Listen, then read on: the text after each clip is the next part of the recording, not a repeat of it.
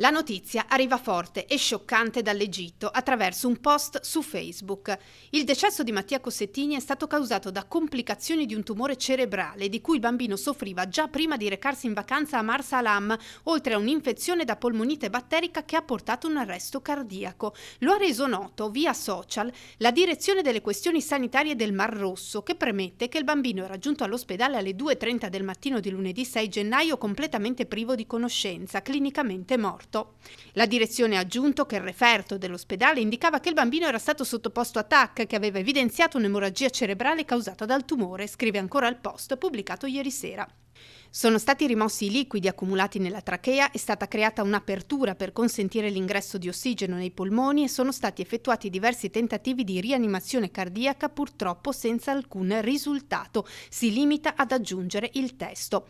Alla versione egiziana replica la famiglia Cossettini tramite una nota del legale Maccari. I genitori, si legge, non erano assolutamente a conoscenza di una qualsivoglia patologia che possa aver causato il malore e le successive gravi complicazioni fino alla morte. Mattia non ha mai accusato alcun sintomo che potesse far presagire o solo immaginare che fosse affetto da patologie o da altri problemi di salute.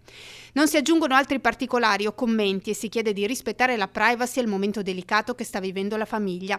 I genitori di Mattia, Marco e Alessandra, sono rientrati a Tricesimo ieri sera e attendono ancora che le autorità egiziane dispongano il rientro della salma del loro bambino.